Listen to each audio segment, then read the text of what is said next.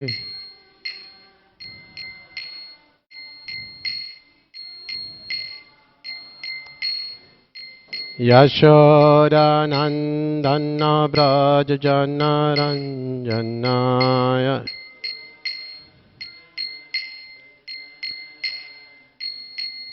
Jamunatiravanachari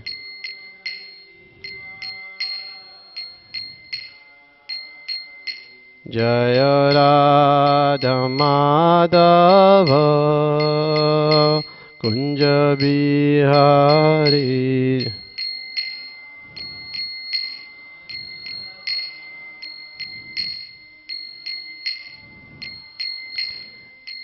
Gopijana Vallabha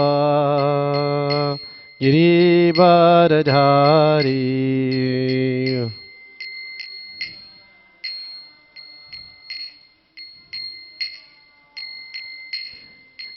Yashodanandana Brajajanaranjanaya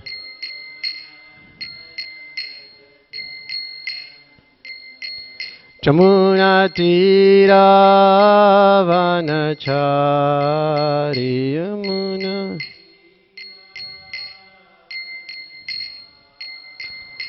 Jaya Radha Madhava Kunja Bihari Jaya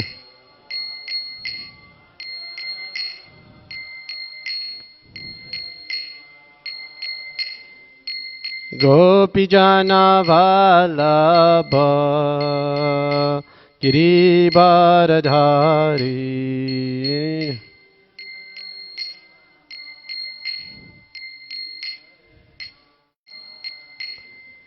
Yashodanandana Brajajanaranjanaya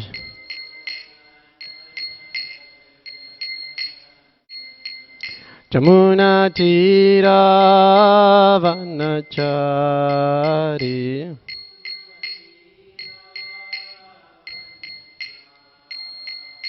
Jaya Radha Madhava Kunja Bihari Jayana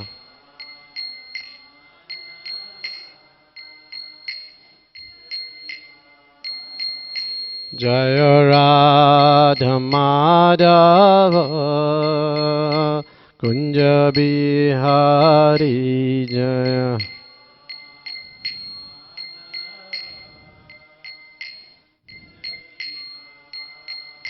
Jaya Radha Madhava Kunja Bihari Jaya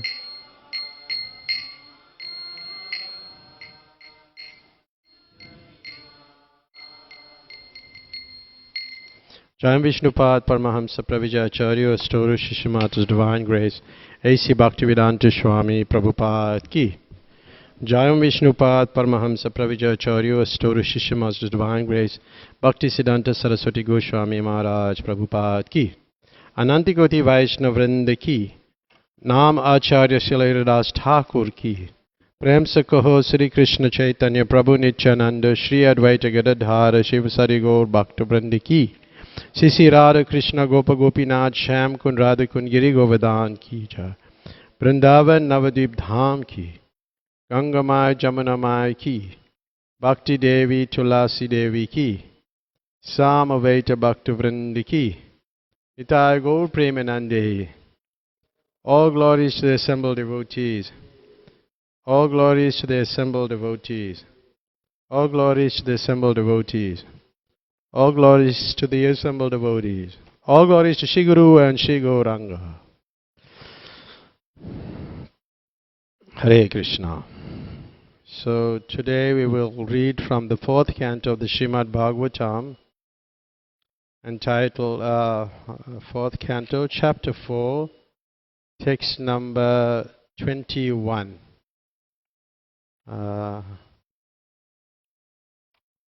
Where Sati quits the body. This chapter is dealing with that subject matter. Okay, 21, okay.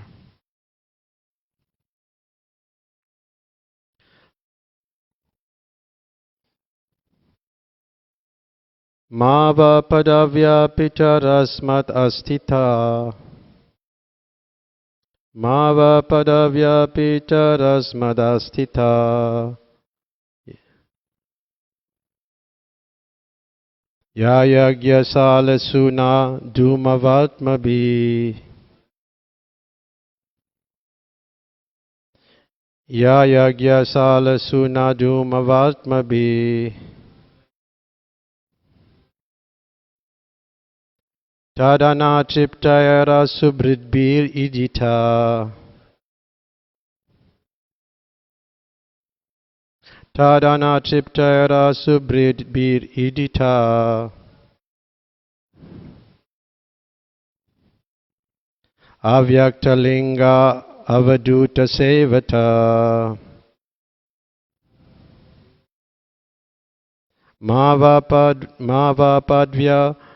Mavapadvya spitarasmadastita. Ya yagyasalasuna dhumavatmabi. Tadana triptayara subridbir idita. Avyaktalinga avaduta sevata.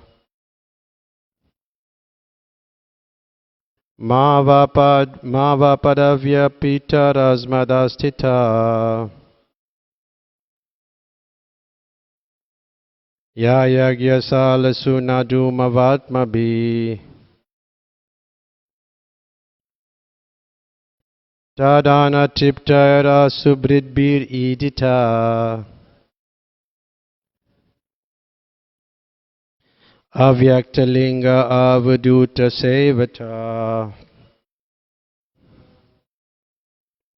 Mavapadavya pitarasmad astita.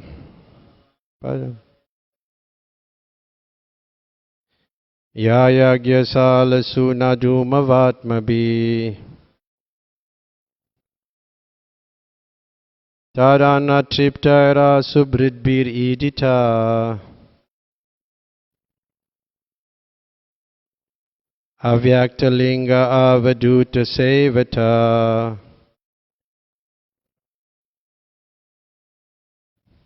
I'll try.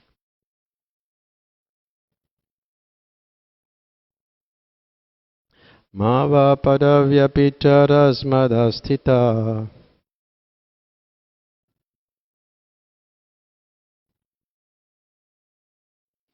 Ya yagyasalasuna dhumavatmabi.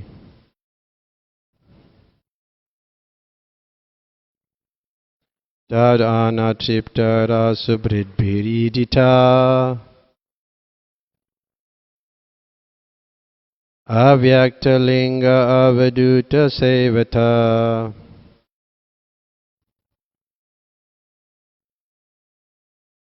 Mavapadavya pitarasmadastita.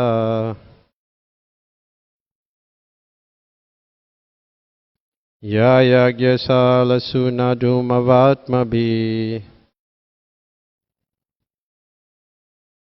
Tadana triptara subridbhiridita. Avyaktalinga avaduta sevata. I'll do the word for word.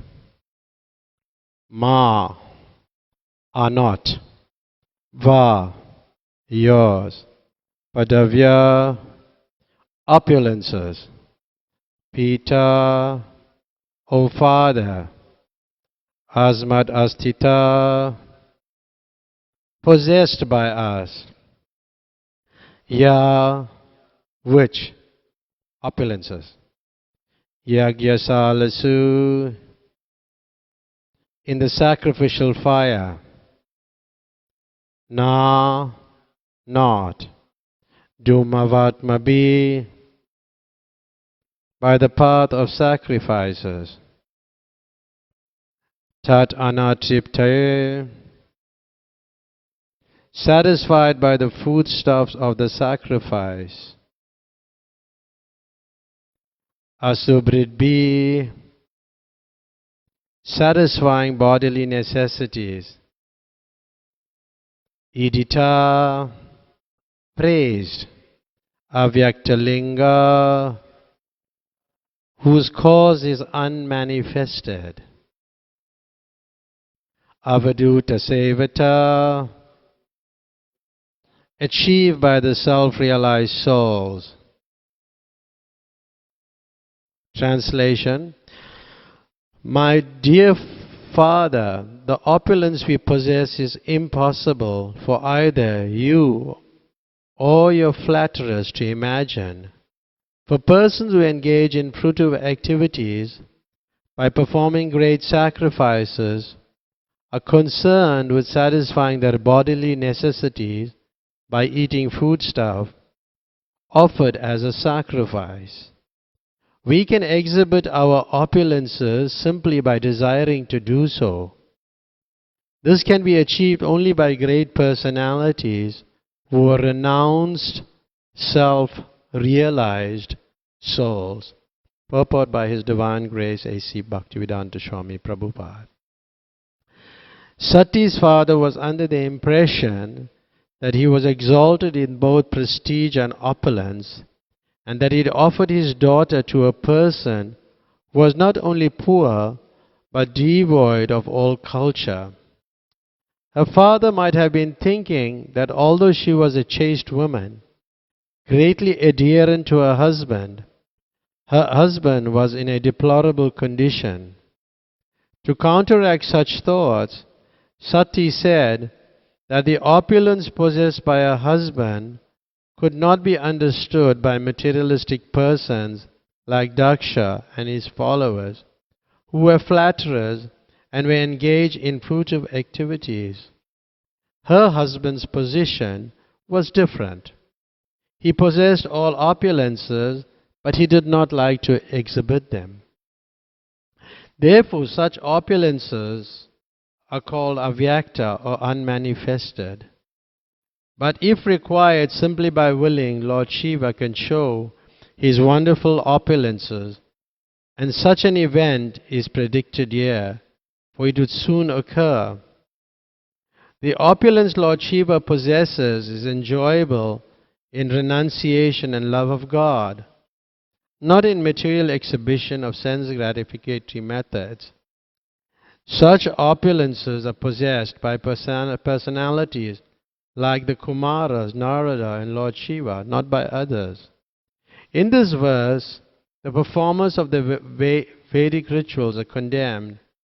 They have been described here as Duma Vartmabhi, those who maintain themselves on the remnants of sacrificial foodstuff. There are two kinds of foodstuff offered in sacrifice. One kind is offered in fruitive ritualistic sacrifices, and the other, the best, is food offered to Vishnu. Although in all cases Vishnu is the chief deity on the sacrificial altar, the performers of fruitive rituals aim to satisfy various demigods to achieve in return some material prosperity. Real sacrifice, however, is to satisfy Lord Vishnu, and the remnants of such sacrifices are beneficial for advancement in devotional service.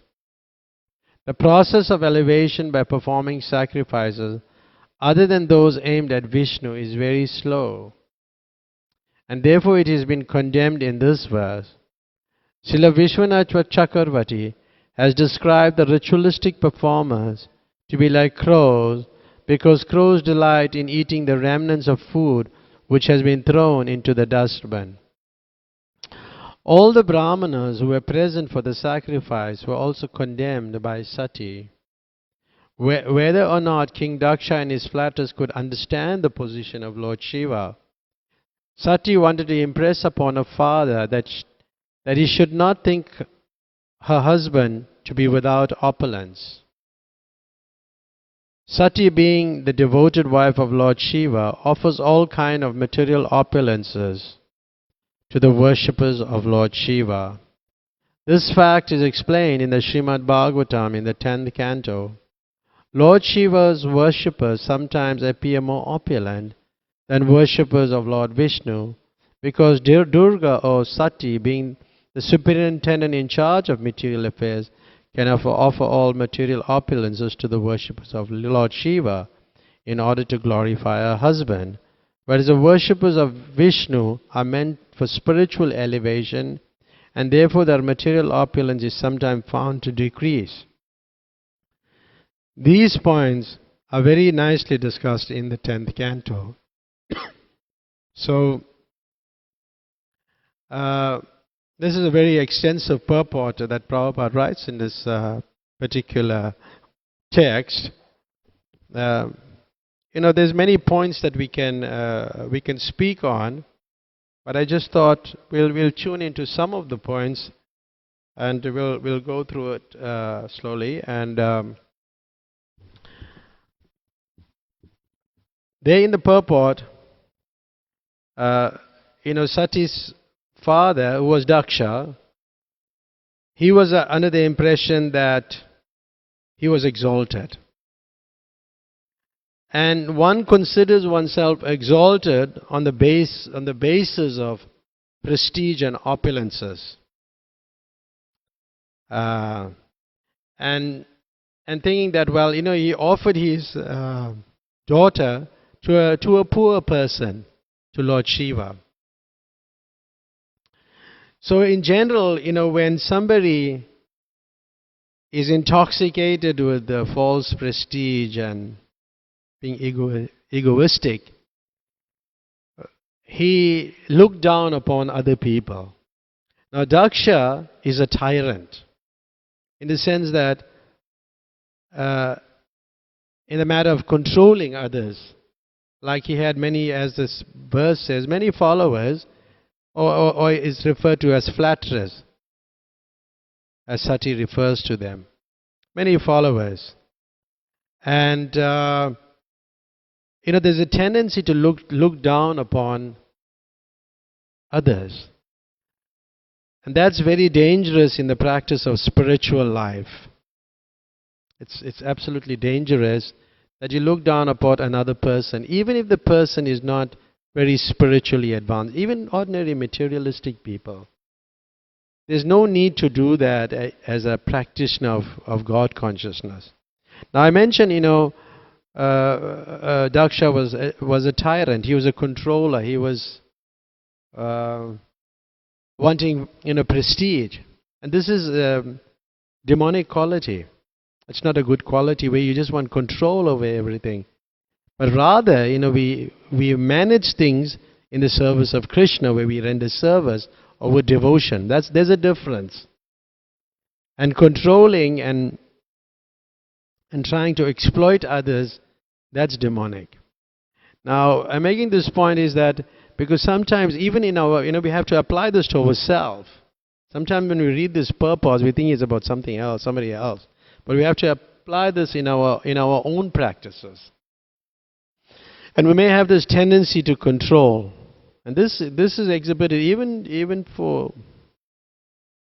anybody who joins the movement, or anybody who's even long-standing devotees, has to be cautious about control, over-controlling, like Daksha, and what do you call that? That ivory tower syndrome.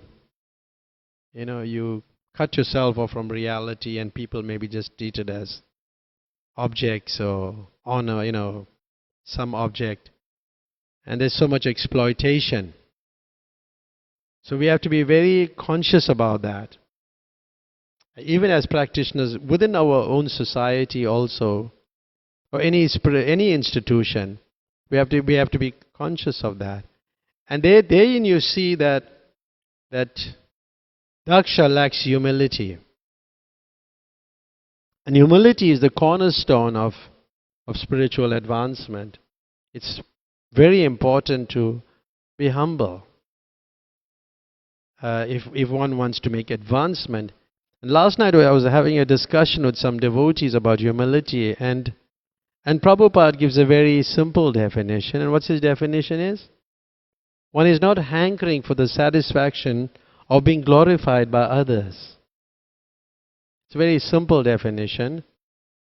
But also, humility means total surrender to Krishna, where one is totally surrendered to Krishna and he is he's completely surrendered to Krishna. He's under Krishna's control. And everything is directed, everything that he does is directed by Krishna. So that's also humility, to surrender. And that comes gradual. It's not that one can say, you know what, today I'm going to be humble. It's not like that. It's a whole practice.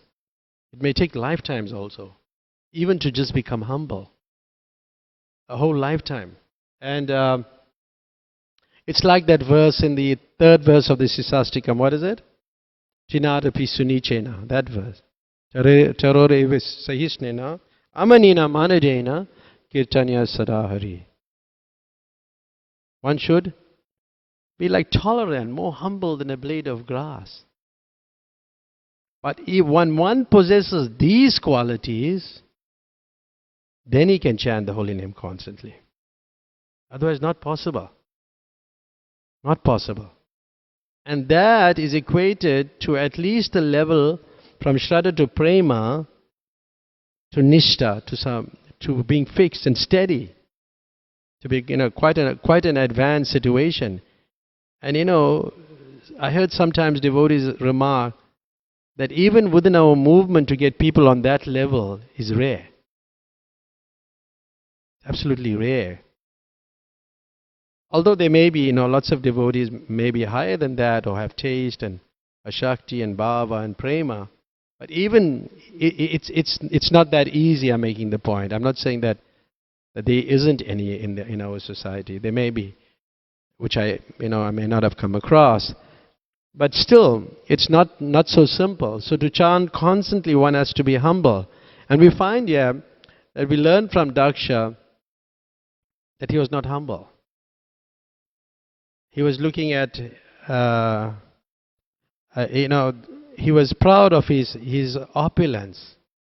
And then it says, but on the other hand, we have Sati, who was counteracting that and saying, well, you're not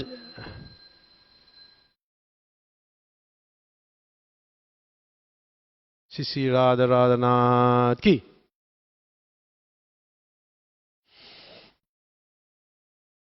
So on the other hand, Sati was saying, well, you don't know the opulences possessed by Lord Shiva. And there are many different devotees. Probably there was a lot of repetition over the last, many weeks that we've been discussing this class. About looking at it from different angles. But there's still a lot of repetition. And maybe I'll repeat some of the things. But she was saying that Lord Shiva is not showing his opulences. So that's a sign of humility, where one doesn't glorify himself. That, I have this and I have that. And he's not an eye specialist. Let's put it that way. I'm this and I'm that, I have this. Sisi Radha Radhanath Ki Jai. So, but there's a difference. There's a vast difference between possessing material opulence and the opulence possessed by Lord Shiva. By Lord Shiva. There's a difference. And we'll discuss it a little later. The verse also speaks about Vedic rituals. And there are two kinds of foodstuffs offered in sacrifice. One is fruitive ritualistic activities, and the other is food offered to Vishnu. And generally, in any sacrifice, Vishnu is always the chief. Just like we're born in, we're coming from Vedic, following the Vedic system, quite a few of us here. we understand that when we're doing any sacrifice, Vishnu is worshipped still. Even in ritualistic performances, but the focus, there's a shift in the focus. The focus is on the devatas, on the demigods, or on the devatas. But in the worship of Vishnu, the focus is on Vishnu or Krishna. So there's a difference. And here, it's explained. Vishwanath Chakravarti Thakur uses some strong words, and he says they are like crows. The ritualistic workers or ritualistic performers are like crows eating the remnants of food which has been thrown in the dustbin. It's not that it's minimized, it's not that it's wrong, but the results are different. Because we cannot condemn the scriptures. We cannot condemn the scriptures because that constitutes an offense to Vyasadeva, the compiler of the scriptures. So we have to be also, as devotees, be careful of that. And here we see the Brahmanas, Sati was upset with the Brahmanas. She, in one sense, in the purport says, condemned by Sati for the sacrifice. But here she was making the point that, well, a husband should at least be respected.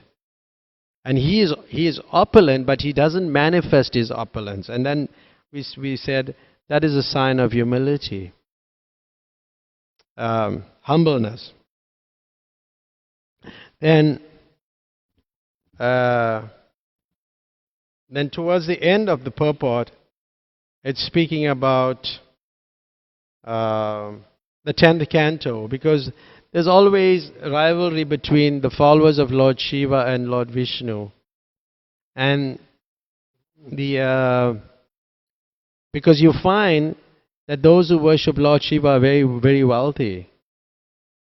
They're opulent. And the worshippers of Vishnu, they're very poor. There's a nice verse which I made a printout of from the 10th canto, or from the 5th canto, which speaks about, which gives a very, it's very interesting, and I'll read the verse. I'll read the verse. O Supreme Controller, O Supreme Unconquerable Lord, when they become absorbed in thoughts of material enjoyment, Lord Brahma and Lord Shiva, as well as other demigods and demons, undergo severe penances and austerities to receive my benedictions. But I do not favor anyone, however great he may be, unless he is always engaged in the service of your lotus feet. Because I always keep you within my heart, I cannot favor anyone but a devotee. So this is Lakshmi Devi speaking. This is a verse where Lakshmi Devi is speaking. It's, where a devotee is favored. Now there is, there's also a devotee, and then you have, people who follow the ritualistic process, and then you just have the common man.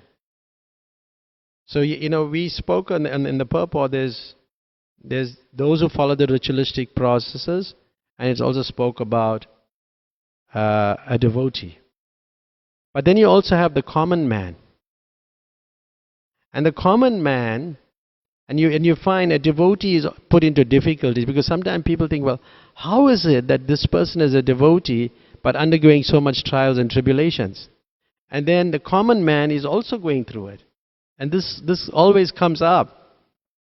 But we must understand that the devotee, everything is happening by arrangement of the Supreme Personality of Godhead.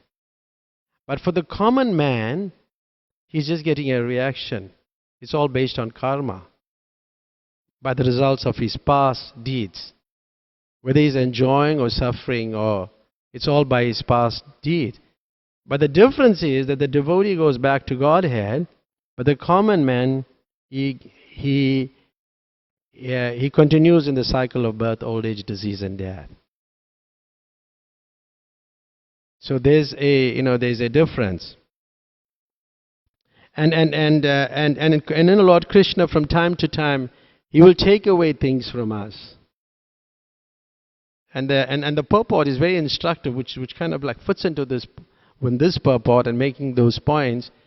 It's very interesting. And one of the points that Prabhupada makes here, that in this verse, the goddess of fortune, Lakshmi Devi, clearly states that she does not bestow her favor on any materialistic person. And a materialistic person, the opulence that the materialistic person has, it's coming from the expansion of Lakshmi Devi, which is Durga Devi, which is Sati. Like that. So it's coming like that. So but when a devotee gets opulences, that opulence is coming from Lakshmi Devi directly. So there's a difference. That's the difference. And how the opulences are used, and Prabhupada speaks in that purport, he says, we have to be very cautious how we use those opulences. And then he was speaking about, he mentions in the purport, about the opulences, for example, the disciples of Bhaktisiddhanta Saraswati Thakur. He speaks about who wanted to enjoy the property of the spiritual master. And being merciful towards him, gave him the temporary property, but not the power to preach the cult of Sri Chaitanya Mahaprabhu.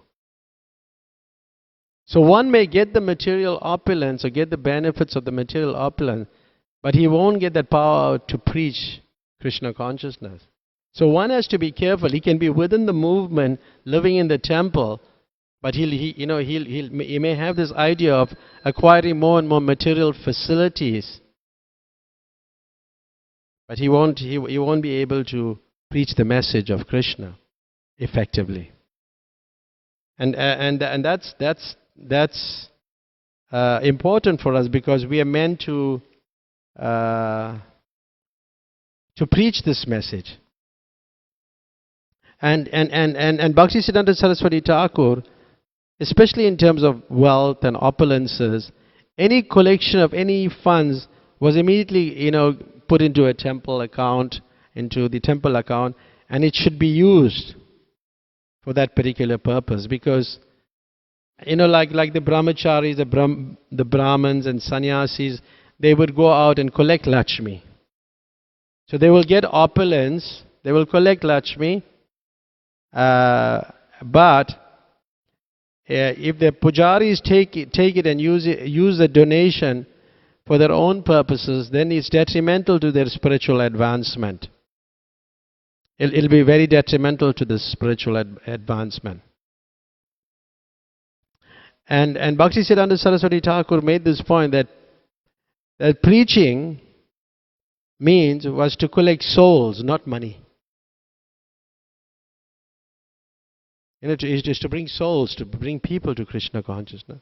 Because if you bring them, then naturally they will surrender and give their wealth, their opulences. But we sometimes have this idea that when we're preaching to somebody, we see how much money we can get from them. And that's not right. We shouldn't be doing that. We should be cautious about that. Because, and sometimes even within our organization and in other spiritual organization, he brought so much and so much, so many lakhs of rupees, so many thousands of rands. So he must be a great devotee. But Prabhupada writes in the Chaitanya Charitamrita that when a spiritual master is pleased when he's bringing money, but he's pleased when the disciple is making spiritual advancement. That's when he's really pleased. It's there in the Chaitanya Charitamrita in the purport. And devotees sometimes may want to get opulences in different ways. And then there are many examples in the lifetime of Bhaktisiddhanta Saraswati Thakur. And there was one person, was one disciple of Bhaktisiddhanta. He approached a chief income officer. Because the Marwaris in India, they're very charitable people. And then he wanted to borrow his car. Actually, he wanted him to first join him. And if the people see him, they will be intimidated to give some opulence or some money. But then he refused. And then he borrowed his car, and then he went around using the chief income officer's car to collect money from the people. So that's not very good. And the people, donated. They donated. So, but that's not good. We have to be very cautious that we be honest in our presentation of spiritual practices and Krishna consciousness. Even in one instance, one of Bhaktisiddhanta Saraswati Thakur's disciples got some vest for the devotees, the brahmacharis, the celibate students, and he was not truthful in securing it. And he said, so many 100 people live in our mat.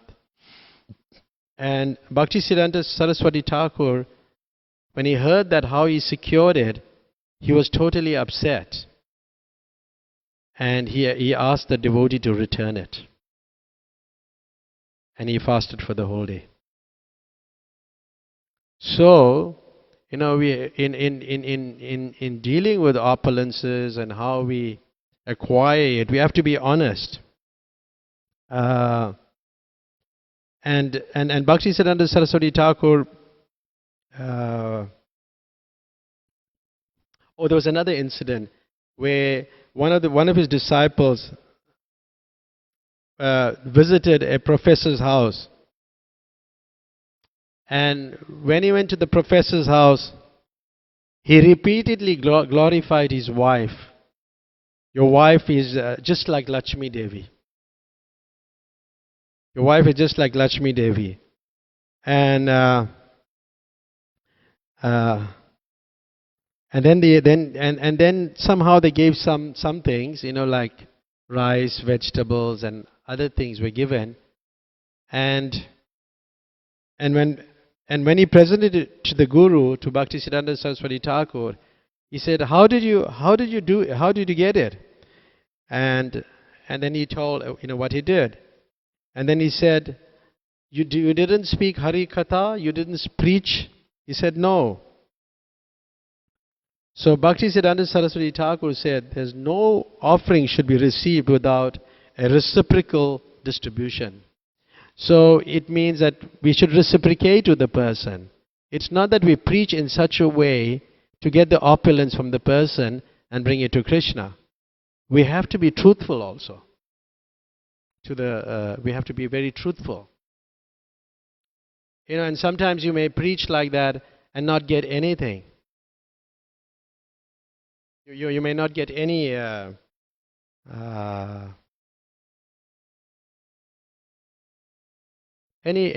money or any grains, rice or vegetables, but still we have to tell the truth. Because humility means also telling the truth.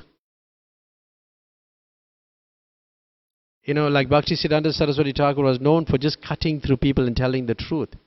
But that doesn't mean the person that he was not humble. So here we can learn from Daksha's the pride and the arrogance and the tyranny that he possessed, and the opulences that he had were all just temporary because they were coming from Durga Devi. Now we are not minimizing the position of Durga Devi, but we're just saying that's temporary. And there are many other examples like that. But there was I noted it down. Where Bhaktisiddhanta Saraswati Thakur in Kartik in 1935, he went to about a few hundred devotees and he revealed his dissatisfaction to Srila Prabhupada. Because he said that within, he lamented because in his presence, people were quarreling over nice arrangements, nice rooms. I should have that room, I should have this, the other one is thinking I should have that room. So everybody was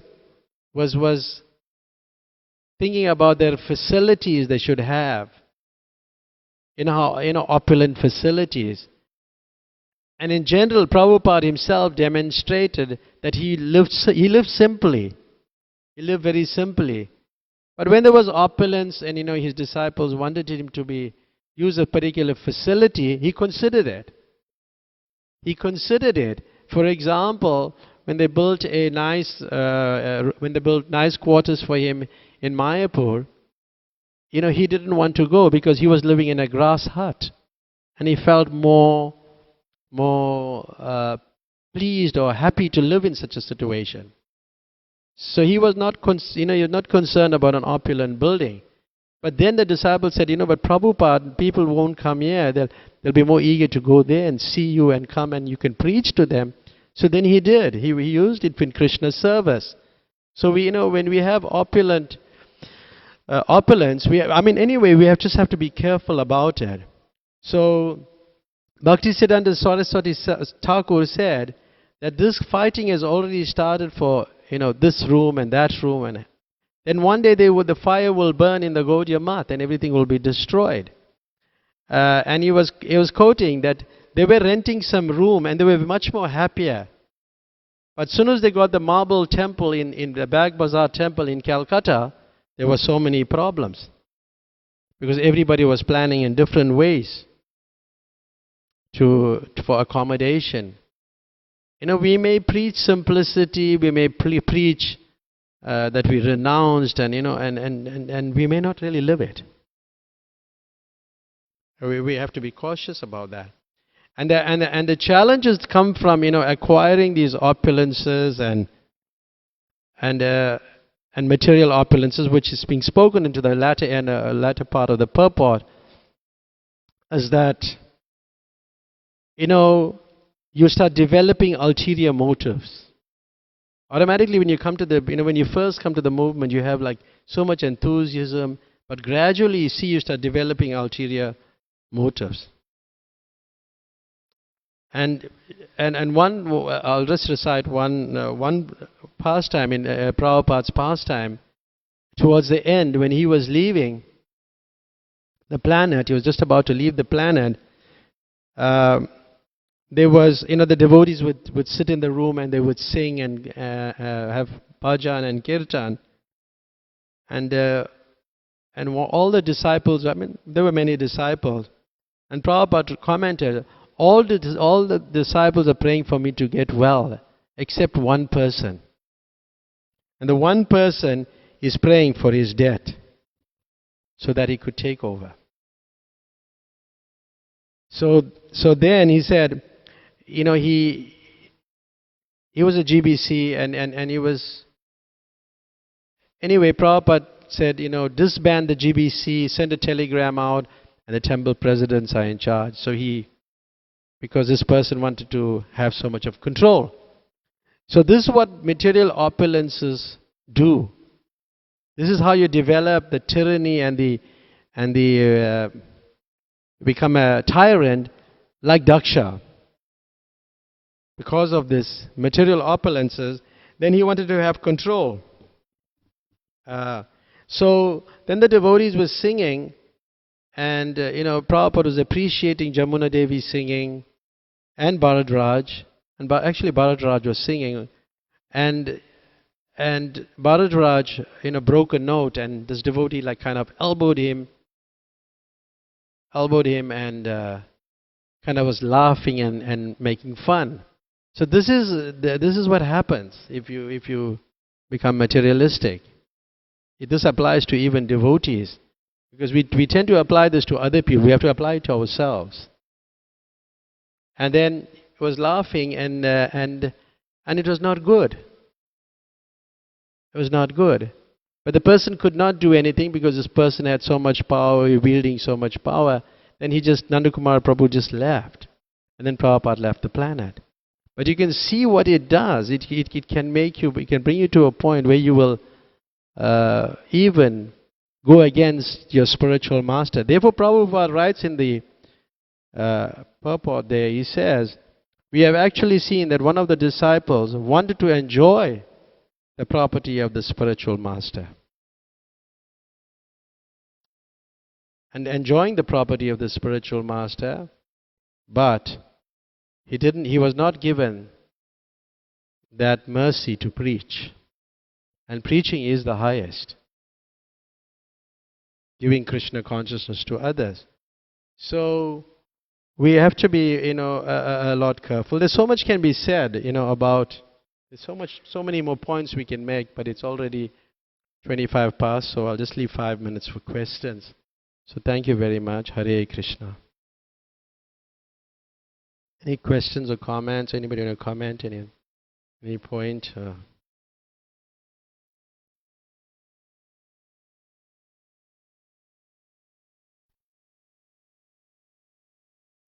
Krishna Prabhu. I was reading something the other day about how the devotee he accepts whatever Krishna is giving him, whatever opulence, whatever he needs, he accepts it from Krishna. He doesn't make his own endeavor. How do we develop this spirit of dependence on Krishna and not endeavoring to get things by our own accord? Oh, you're just depending on Krishna. How do we develop it? How do we develop this mood of depending on Krishna for whatever we need in our service and that's a good point. That's true.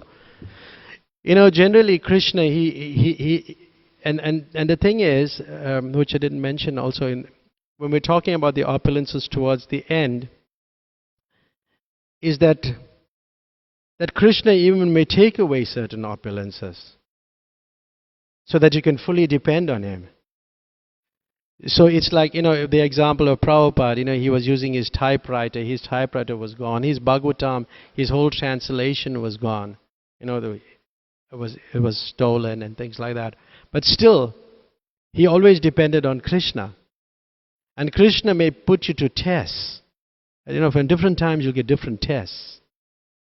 But he'll always give you a test that you can pass. And he'll bring you closer. Just like, Prabhupada lost his, even when his wife sold his book for some biscuits or whatever it was. And still, he took that as a sign that he has to depend more on Krishna. Then he left her. And he left her because he chose Krishna. So Krishna will test you from time to time. And how would you know that it's a test?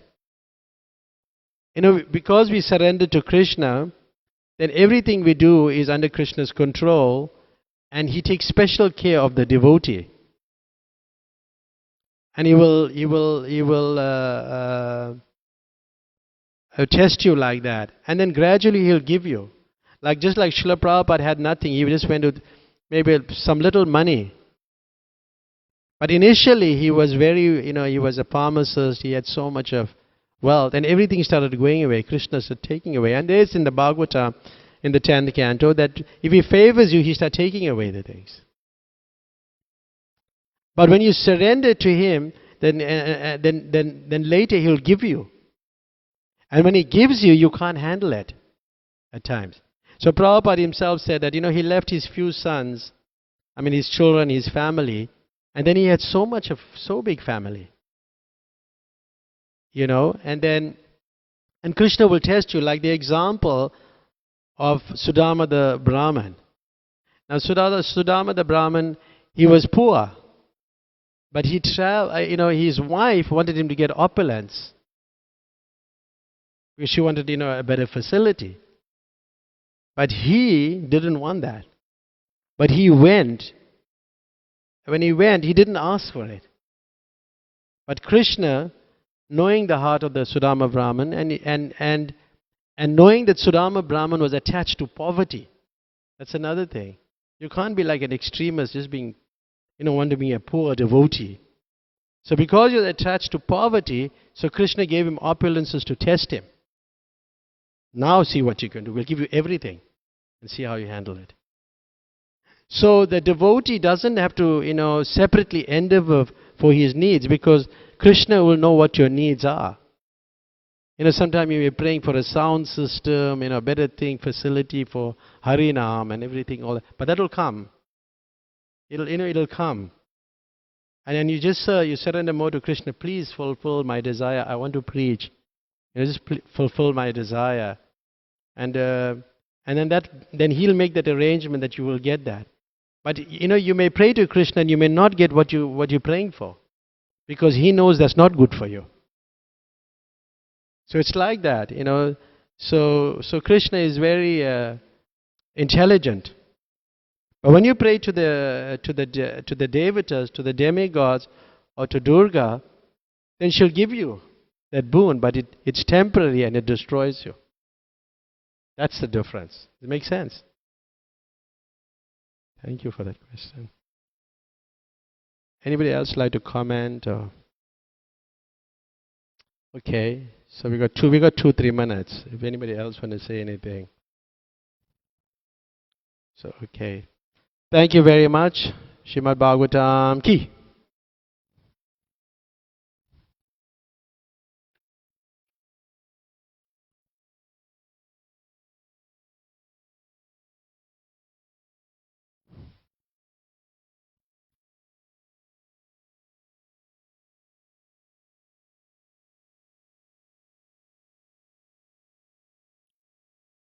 Hare Krishna. Thank you so much. How's your daughter doing?